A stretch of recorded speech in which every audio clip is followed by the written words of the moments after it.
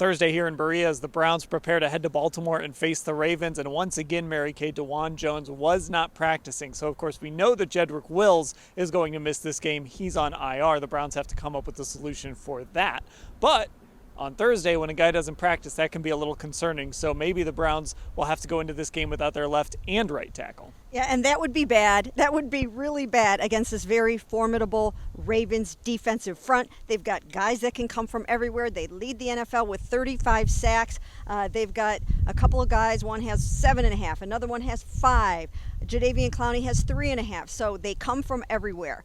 Right now, James Hudson will start at one of the spots. We just don't know if it's going to be right or left. And if Dawand cannot play, then they have to audition somebody else to take over another spot. Yeah, Ashley, we got to start learning some of these tackle names. There's Leroy Watkins the fourth. There's Garen Christian. Alex Leatherwood is on the practice squad. There are options there, but again, it's just not ideal when you're trying to figure this out going into Baltimore. No, I mean, just because, again, like Mary Kay laid out, that pass rush is so good. And I really harped on this on the podcast last night, but I think it's worth discussing here again. It's really not just this week. It's the next 2 weeks that they are facing very formidable division pass rushes when the Steelers come to town next week. So I think, no matter what way they decide to go, if they don't want to upset the apple cart, if Dawand Jones plays and don't want to move him because, next week you got TJ Watt coming from that right side anyway, I think that's fine. But yeah, I mean, I think from what we saw out there today, I wouldn't be surprised to see one of those practice squad guys currently if they end up starting on Sunday.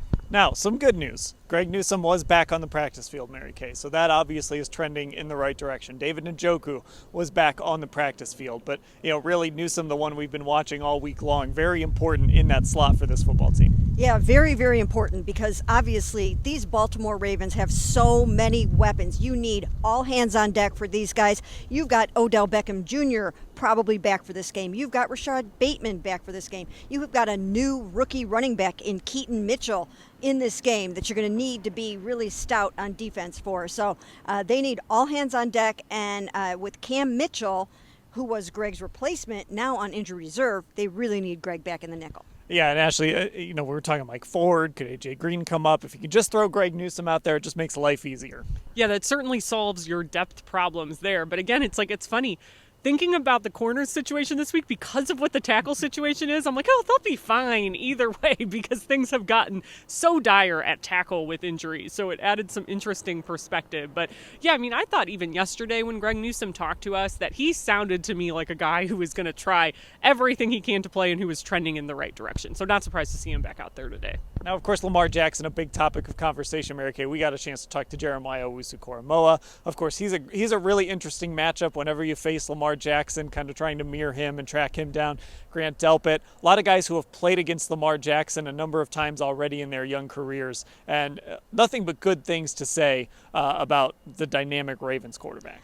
Of course. I mean, everybody is trying to gear up for Lamar, who is, some people think, might be having another MVP type of campaign.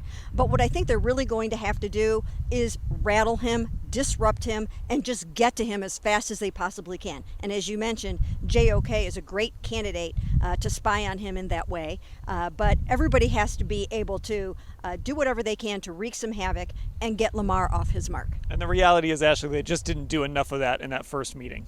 Yeah, and I think a big part of the problem was, and I wrote about this yesterday, the Browns fell a lot on their pre-snap motion and shifts, and they especially used Zay Flowers to do that. And Lamar Jackson is the kind of quarterback that can take advantage both in the air and on the ground when he sees those gaps, as Browns defensive players were moving with Flowers, not paying attention to their keys and biting on a lot of that stuff. So I think that's definitely a learning point today. Of course, Jim Schwartz didn't want to give too much away about what they had learned today, but an interesting dynamic here for what this defense bid on last time and what Lamar is good at. All right, one more practice day left before the Browns take off for Baltimore in that huge AFC North matchup against the Ravens. We'll cover all of it at cleveland.com/Browns.